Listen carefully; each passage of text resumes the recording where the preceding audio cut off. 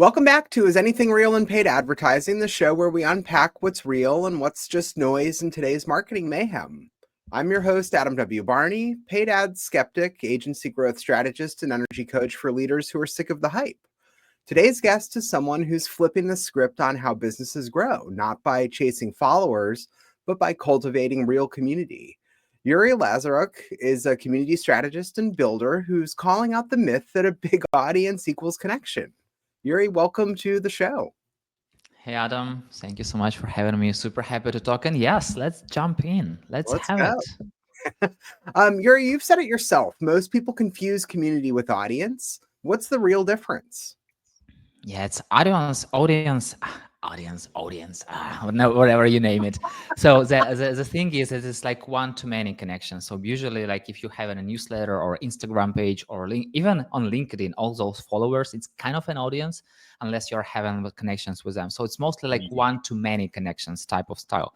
So you have your page, you're saying something, and then it goes to every other person, and then they just comment back.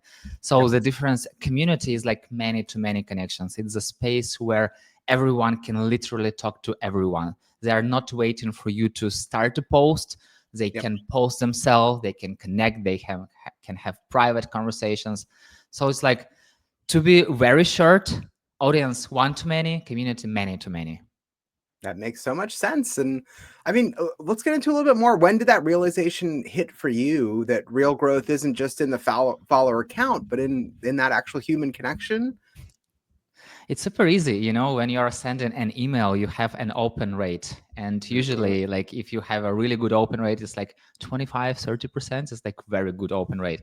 And like, where other 70, 80, 90% at some point, no, you're still talking to like 10%, 15%, 20%. So it's like quality over quantity. And it's the same here, when you're talking to one person, this person can introduce you to a whole level of other people. And when you're talking to like many people without building this connection, you have like very, very, let's say, I call it like helicopter view connections. So you kind of like saw each other like this tiny small person, but you have no idea who you're really talking to. But when you are building like this real human connections, that's where the whole beauty, because people love people want to hear, people want to be with other people usually, and that's how it works. You still need human connections. It's always this human part. That's what makes people click. Otherwise, yeah, it's just fake. And we're all real humans still who all run, every business owner is still run by a human these days, even with the impact of where things are going in this world. You never know. With all this AI things, you never know who is running the business. So do you have any examples of, say, a business or a creator who built their success through actual community and not just that content that they were posting? It's like, once again, it's very long journey, because when you are building one-on-one connections, it takes a lot of time. It takes a lot of trust, and you have to use time to build this trust. And sometimes it doesn't work. And it's so much like, coming back to this audience with community, it's so much easier just to shut out something and like let people come to you and like kind of like hear you than really explaining it into one-on-one. And about currently, I hear a lot that influencers are building their communities. I still, yes, those are communities, but I call them fandom. So it's like usually there is like this one person, and even though people are still talking to each other, they are in this community for specifically this one person, and this person has to be really, really good connector to switch focus from themselves to people connecting with each other. I went through at least one fandom in my practice. So it was like I was building this Sales Hero. It's a community for sales experts in Ukraine. And it started with one huge entrepreneur like who just, okay, I will just create a Telegram chat And and then you can everyone can join it. you don't have to respect an NDA if you want to name drop anybody. You can No, go for that here as yeah, well. it's totally good. So I don't know if anyone know this person outside of Ukraine.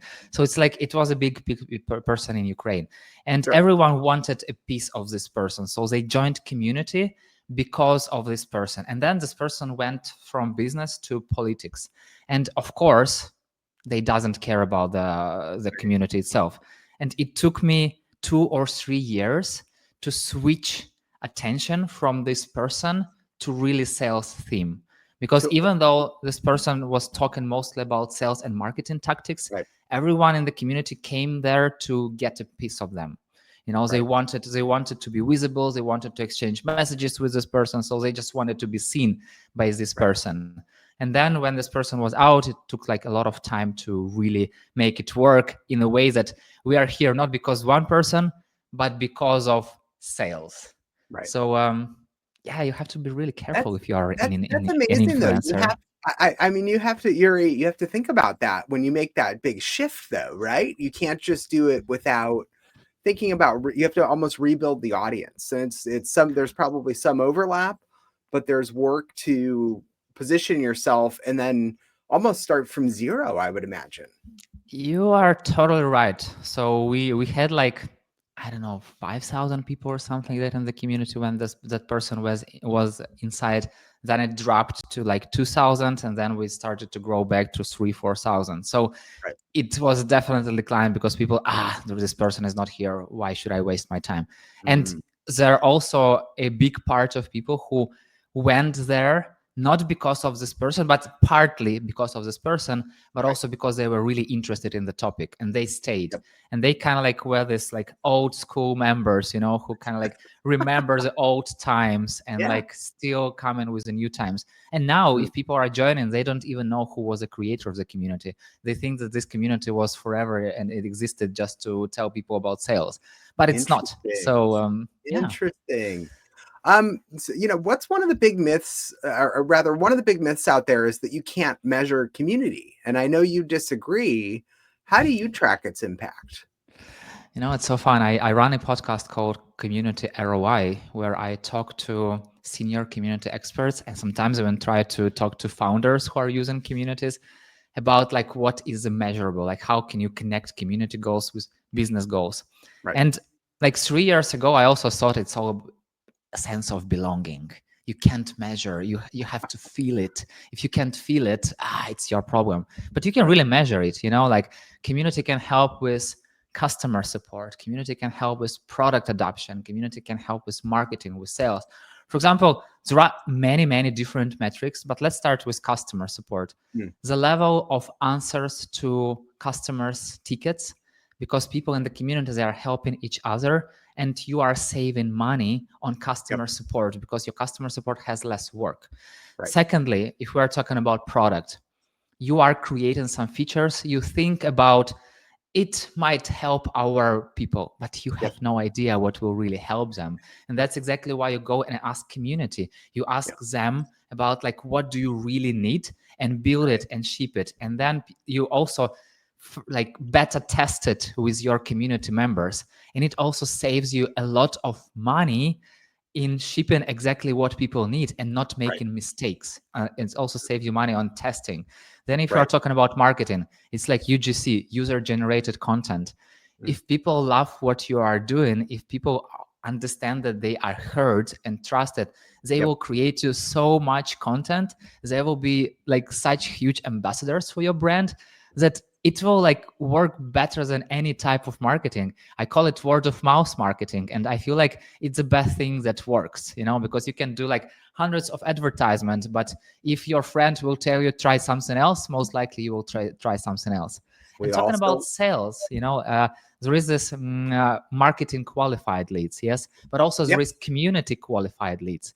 because community Interesting. teams, they are talking to people inside community, and they know the challenges of people. They know what are the pain points. They know when person is ready to get to another Right. tier in your product, or when they're ready to switch from being free customer to a paid customer. And Yep. they approach it. The community is also like sales experts, but they are selling not in a way that go buy it, like here are the benefits, blah, blah, blah.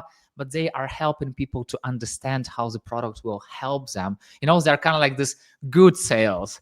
So Right. they start with needs, they start with challenges and problems, and they Right. help people. And afterwards, yes, of course, they can give a link to a product, or they can just move community qualified leads to your sales team, and then they work it out.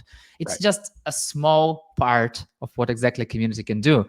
And Right. if it's done right, it's a superpower. It's a superpower for every business. So and I'm so sad that not that many businesses know about it. Well, that's the work that you're doing, right? That's Yes. incredibly powerful work. Um, One aspect of it that you kind of touched on, I'm curious, how do brands, from your perspective, how can they co-create with their communities, drive that user generation side of it, which isn't like the old school UGC idea. It's more about being active members of the community who are bringing more value to it. And At the end of the day, it's all about helping each other. And usually people love helping others, and they don't even expect anything in return. There are a lot of psychology studies when people are helping others, they are just happy because of doing this. Mm, And if you know how to first of all tame this power and put it in the right direction, then yep, people will be happy by helping other people, and they will be happy by helping you. And if they love your product, they'll be happy that your product is growing, because they also will be growing with you. They will do something better, they will meet friends. It's right, one of the communities that I ran, but it was like not around brand, it was like a expert community. I have this story when two people came to community meetups, and they get married at some point. So you can even meet your significant one, in the community. So it's like communities were with us like from the beginning of right, humanity, and nothing changed. Right now, it's like this new thing, but it's like very, very old thing. The main idea that you still build those human connections, you right, still help humans be humans. And while doing that, you're also growing your business. And it's right, it's like a win-win-win-win-win category. It's not right. like someone is doing like some sacrifices, or you are finding some consensus. You are just doing amazing things together. I Love don't it. like I can talk about it forever, so you better Yeah. stop me. What advice would you give, say, to someone, whether they're a founder, they're trying to build a brand profile, whatever the case might be, but they're starting from scratch? They have zero Mm. audience, they have no newsletter. All they are starting with is just a mission. Where would you tell them the first thing that to do? What's the first thing they need to do to build that community in a value way from day one? There are two different type of communities. If we are talking about like personal community, I would say go and start. Go find a friend, go find a person, someone who is interested in that, and go build it as you go.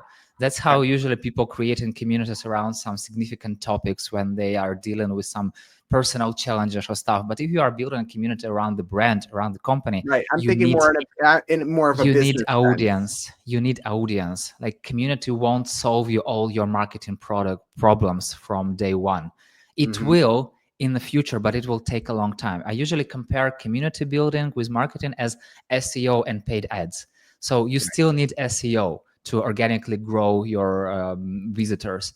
But when you need money right now, you use ads. So it's Yep. something like as marketing, because marketing also a lot of paid advertisements. So if you need money now, you just go and create this paid advertisement. You use like usual marketing things. If you Right. have additional time, if you already have audience, because first of all, you need to convert. If you have like 1 million people audience, it doesn't mean that you will have 1 million people community. You will Right. have 1,000 people, like 100 people communities, like really, Right. really small conversion rate. And you have to be aware of that. So start with building an audience and then go to the community. And community, it's a long-term process. You can't Right. expect that overnight your business will grow like many times, because building relationships takes time. And you have to make Absolutely it right. right. Start with why. Like, why do you need community? If you think that you need community because it's a buzzword and everyone is talking about community, but your community is just another social media channel where you are building another audience, it won't work. You have to be ready to build connections. You have to have at least one community manager, at least one person whose task will be to help people meet each other and to help people meet your brand and meet your company and get connected.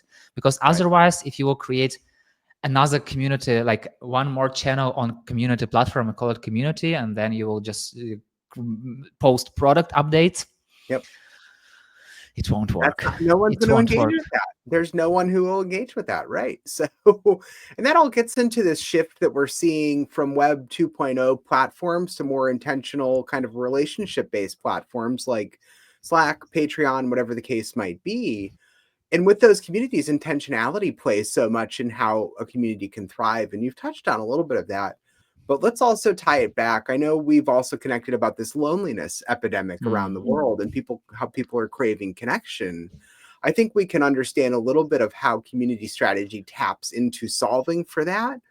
But say, look, a year in the future, 2 years in the future, how do you see that evolving with the nature of moving to those more intentional relationship-based platforms?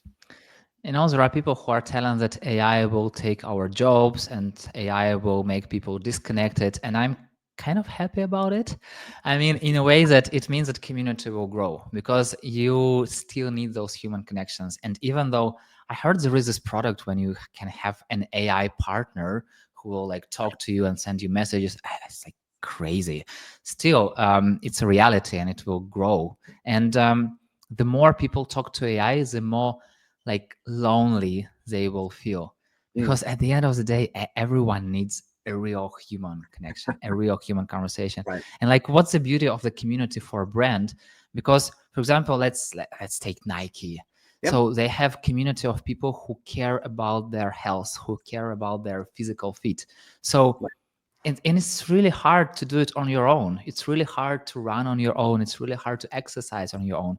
But you're joining this community of other humans just like you, who also like rave about those things, who also rave about exercise, who also like finding out some solutions, how to connect work, family, and exercise, and how to make it as more as effective, as productive as possible. And when you talk to those people, you are not feeling lonely because you are moving in the direction you want with people who are like-minded. And once again, I also heard an opposite story that when you are meeting like-minded people, there is no room for growth. But I'm talking like-minded, not in a way that they think the same. They are excited with one thing, but they thinking differently. And that's exactly also the beauty of the community. Because if you, for example, like sport, you meet many different people who do many different types of sports. And you learn about all those things and you choose what works best for you. Because at the end of the day, it's all about choosing what works best for you. And that's what the beauty of a community is, you know? So, and I truly believe that it will grow, first of all, the community sphere, community niche, first of all, it will grow. And secondly, I hope that companies will understand the true nature of it and understand that it's not just about creating a space where people can talk to each other and kind of like being nice to your clients, but it's also a great resource for your business. And if you know how to do it, or at least you know a good person who helps you to do it, you will have a lot of benefits, you know, and you will build more human connected, more sustainable business in the future. So it's like you are growing your own fuel, you know. So at the end of the day, at some point, you might not need even paid advertisement or all the things. You can combine it with a community because you will have ambassadors. They will be your advertisers. And it's like the best advertisement out there. So yeah, I'm a big believer in that, and I see there is a huge shift already happening. So yeah, if you are not having a community, think about it. It's interesting when you just tying back to the AI comment that you made a few minutes ago, thinking about, you know, a lot of the communities that I feel like people get into, there's the intentionality, that's what brings the conversation together. But there's a delicate balance between being an echo chamber and having diverse perspectives, right? That we get into an AI specifically when you're just talking to an AI bot or an AI agent rather, that's just a deeper echo chamber that echoes back and reflects yourself. So how do we, as community people who care about community and growing it, how do we work on that end of making sure that we toe that line between that delicate balance of being an echo chamber versus providing diverse perspectives? Because what you were saying at the end of what you just finished, you can get product feedback, you can get understanding from that community. If people feel trusted and valued within it, they bring their opinions to the forefront and help you evolve. But that, you could have people who just say, I love everything that you're posting, and they don't really engage, right? So I know one. I'm a member of one of the communities that I call fandom. When the person is just posting, I love everything that you are doing. Yeah, it's not moving the needle anywhere. You still have to sit some conversations. You still have to ask questions. You still have to start those conversations yourself as a community manager or as a community person. You need to let people think deeper than on the surface. Yes, they may love everything, they may like everything, but you can like, what exactly did you like? Why did you like that? Why did you What do like you it? want to learn more? Like it's all about questioning. It's all about asking questions, first of all. And secondly, I recently read this amazing book, Think Again by Adam Grant. And Right? it's like, you have to learn how to think again. You have to understand that it's like the world, your life, it's not just a straight line. It's like going up and down. And it's like sometimes you don't even know what will happen next. Like nobody really knows what will happen next. That's the Right. beauty of life. And you have to be able to relearn and sometimes even unlearn what you've learned and try something new. And I'm not telling that something new will be better than something old, but you need to be open-minded. Right. And I truly believe that a community manager or the person who is building this community, they have to be open-minded themselves, kind of like lead by example. Because if you want to be on the spotlight, if you want everyone to love you, it will be very hard for you to build a community. But if you genuinely want people to connect, if you genuinely want to broaden their horizons and open their minds and help them by asking, there is another book I'm currently reading at the moment called Motivational Interviewing. And it's like, it's amazing. That's how you can people to motivate to change in a better way. How, like by asking questions, not by telling them what to do, but kind of like by opening what they have on their mind. And it's like, there is a whole movement, there is a whole psychology behind it. And it's not that simple. I can tell you all the secrets in a few minutes, but yeah, you have to be able to think again. And you have to maintain that in practice also, right? You can't lose sight of that. It's critically important. You always have to question everything, like, I mean, like you can become crazy if you question everything, but still like have a healthy part of questioning. Right. We'll have to get into a follow-up episode that gets into how you can balance the burnout of managing a community also. There's probably a deeper conversation we could get into there, Yurii, because that can be a very challenging place to be in the middle of. Yeah, very small thing that every community person has to have. You don't have to take things personally. That's like number one rule. Don't take things personally, because if you take things personally, it just won't work. Sometimes people can be mean. Like I can tell you, people can have bad days, and it's not because of you, but it's just because they had a bad day. And you have to distinguish, like, where is your job and where is their job. Like where you are genuinely trying to help them, and if they are unhappy at some point with the product, with not you, for example, you need to identify this and still keep this curious, calm, confident approach and still talking to people. I had so many situations when I was working with brands, and people didn't love something and they told me, oh my god, you are scammers, you are like shitty company, I will never work with you, I will sue you. And then I sent them like few emails, and like on the fourth or fifth email, like, oh man, I'm so sorry, I've acted like that, I just had a bad day, blah blah blah, thank you so much for your explanation, etc. You still have to be calm and not take things personally. Right. I love that. Yurii, this was a total perspective reset on what growth really looks like in terms of community. It's not about just more noise, but about more meaning. Where can folks learn more about you and connect directly? Yeah, it's LinkedIn. It's my go-to platform. So please go there. And also, if you'd like to learn more about community for business, there is Community ROI podcast on Spotify, on YouTube, and you can go find it. It's not that hard. Beautiful. I hope. Beautiful. And then just quickly, to wrap up for the founder out there who's still stuck refreshing their follower count, what's your one real talk piece of advice? It's so hard. Yeah, are you talking about community part or overall? I mean, just let's take LinkedIn as the example, because you just mentioned that's where people can find you. How do we sit there and get away from just saying, "Oh, I'm almost at 5,000 followers," or whatever that number that we have in front of us is? Um, what's your one quick advice for them to get out of that mindset and shift towards something that actually values that more fully? Talk to people. For me, the best metrics is when you are making a post and you have 5,000 followers and you have 1 like. So first of all, it's not the full picture. You might have 100 people read the post and didn't tell you anything. And you will even see that 10 of those people will tell you something like 3 months later. That's how LinkedIn works. But also you have to be vocal. You have to connect with people on a personal. If we're talking about LinkedIn, just posting is not enough. Engage with people with comments, talk to them, send them personal messages. It's all about human connections. Yes, it will take you a long time, but if you will start and just have 1 conversation a day, in a year, you will have 365 conversations. Ooh. And I tell you, it will amplify. It will have such a huge ripple effect that you can't even imagine. Also, that's where the power of the small atomic steps. Just do 1 small step in the right direction, and you'll be surprised where you are in some time. And taking 1 step is so critical in anything that we do, anything we build, but especially in terms of building that authentic, genuine community of people who support us and champion us. Yeah, totally. So go just make 1 small step. Awesome. All right. Well, Yurii, thank you. Thanks for joining us today, and thanks for tuning into Is Anything Real in Paid Advertising, the show where we find the signal behind the noise. I'm Adam W. Barney. Subscribe, leave a review, and check the show notes for links to Yurii and his work below. Thank you very much.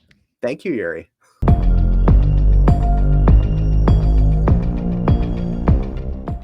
Scaling fast, but who's flying the rocket?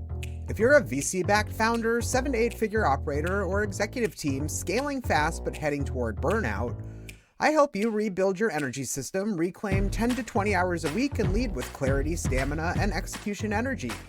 2 seats open now. DM me recalibration or go to adamwbarney.com to lock in a clarity call. Clarity over chaos, always.